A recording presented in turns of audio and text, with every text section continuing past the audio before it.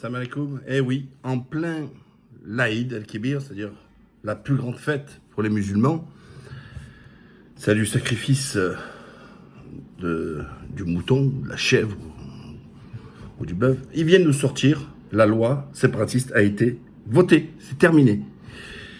Et donc en gros, Macron, qui, vous n'oubliez pas, qui a été élu par défaut, puisque soi-disant c'était contre la blonde, eh ben il fait pire. C'est pas une loi contre la lutte contre comme ils disent, le séparatisme, c'est pour pouvoir se séparer des musulmans. Faire en sorte que le musulman soit un sous-citoyen, qui est le musulman qui a moins de liberté.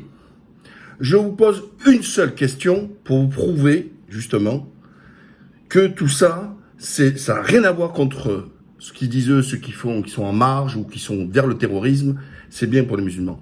Est-ce que si ces dispositions de cette loi avaient été avant les attentats, est-ce que les attentats auraient eu lieu? Ben moi je vous dis oui.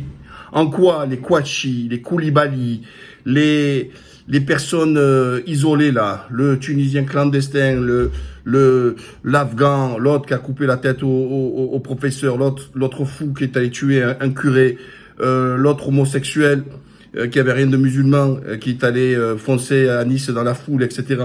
Est-ce qu'on aurait pu éviter ça? Non, pas du tout. Par contre, on vient emmerder les musulmans qui emmerdent personne. On vient emmerder celles et ceux qui travaillent dur, comme tout le monde, comme tous les autres Français, et qui aspirent à avoir la tranquillité et de vivre, comme le prévoient les textes qui sont très clairs de la laïcité, leur liberté de conscience, leur liberté religieuse, qui, en dehors à l'époque des bolcheviks, des communistes comme à l'URSS où la religion était proscrite, était interdite, on est en train d'aller là. C'est pas de la laïcité, on est dans ce que j'appelle moi les extrémistes laïcards, c'est-à-dire les ennemis de la laïcité.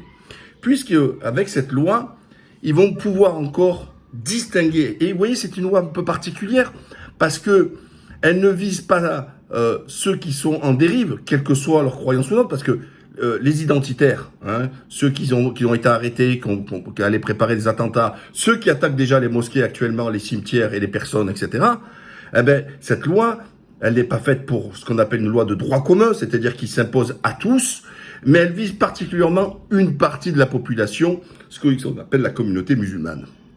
Alors, d'un côté, j'allais dire, bien fait. Alors déjà, vous pouvez comprendre que les musulmans sont bien dociles, parce que si ils étaient si séparatistes que ça, s'ils étaient si véhéments que ça, s'ils étaient des ennemis de la République, de tout ce que vous voulez, comment ça se fait qu'ils ont été dociles? On leur a chié dessus, on a fait une loi pour les mépriser, pour les caricaturer, pour les fliquer, pour leur empêcher leur liberté de conscience, et ils n'ont pas moufté. Ce ne seront pas tous ces collabeurs, tous ces lèche-culs, à la sauce du CFCM, ceux qui ont signé cette charte de la honte, qui, je le rappelle, n'a aucun fondement juridique. Vous savez, au judo, vous savez que j'étais en équipe de France de judo, nous avions un code moral du judo, la modestie, la politesse, tout ça, etc. Mais oui, mais c'est un code moral qu'on donne pour la philosophie de notre sport et qu'on souhaite.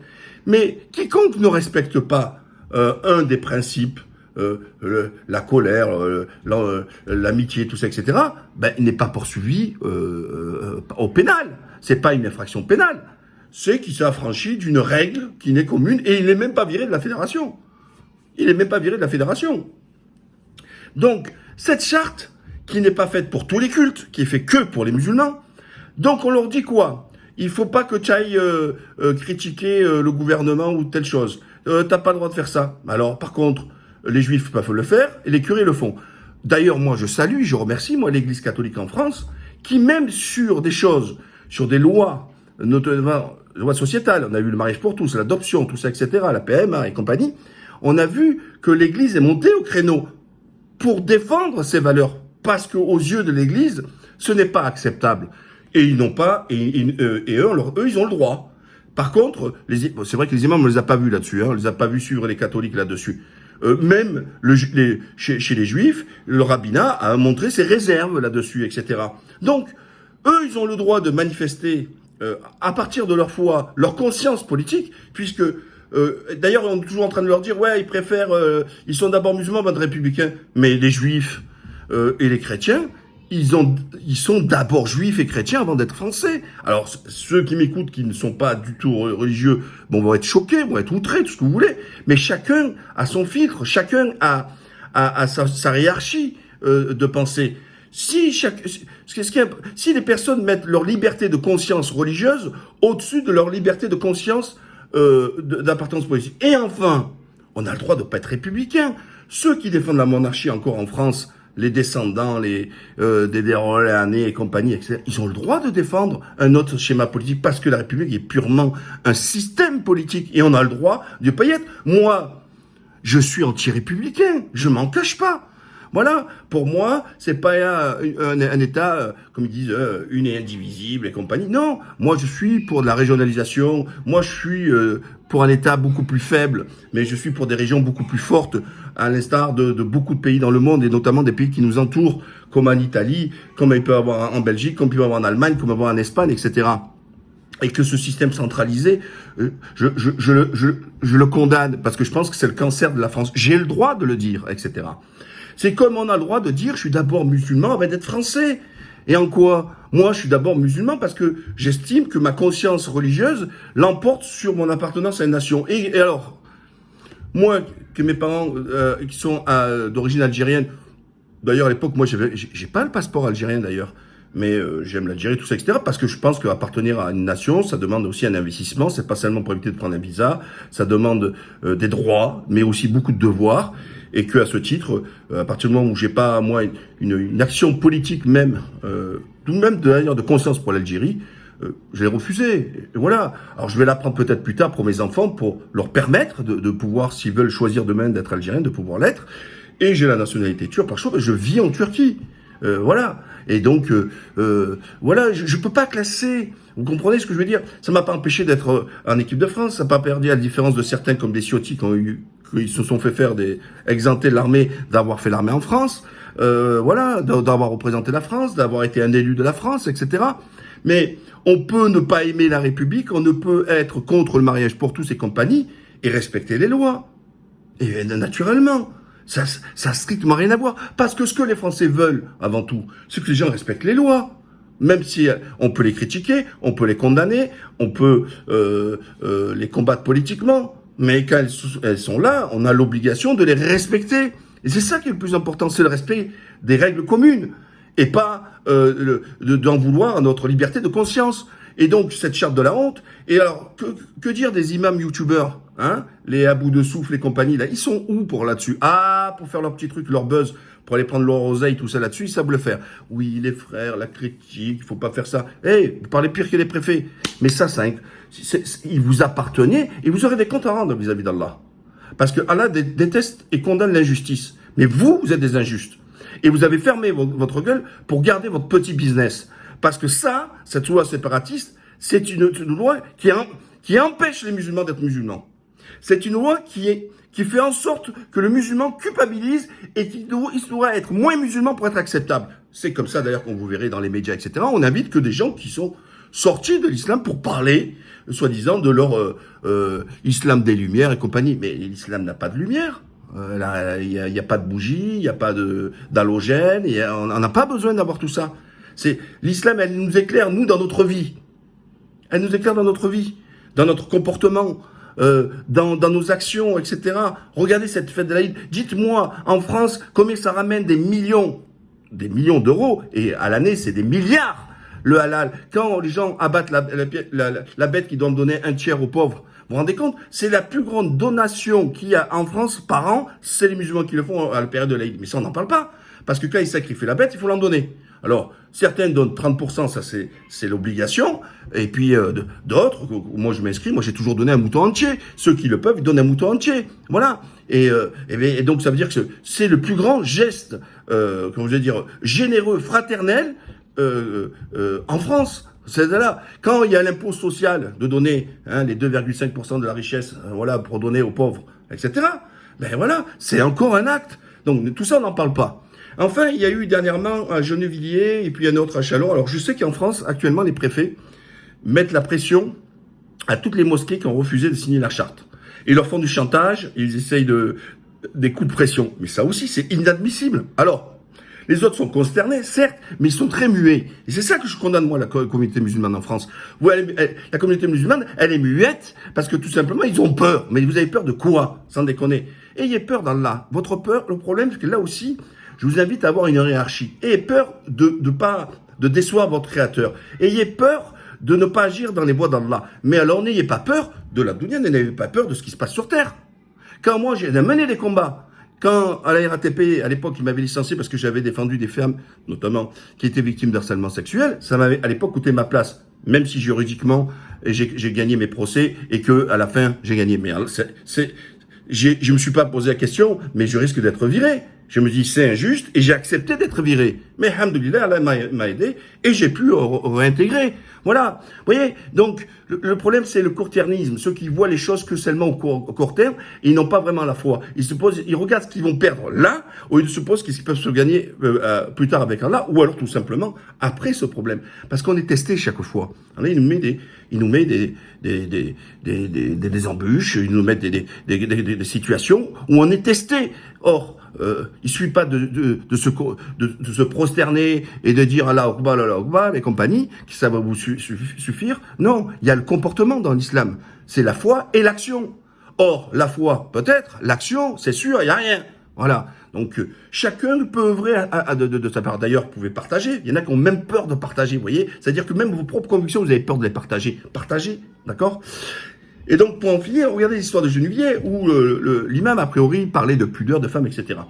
Alors, même si on pense que ce qu'il dit est idiot, stupide, débile, etc., ça appartient de sa propre liberté individuelle de pouvoir dire ce qu'il veut.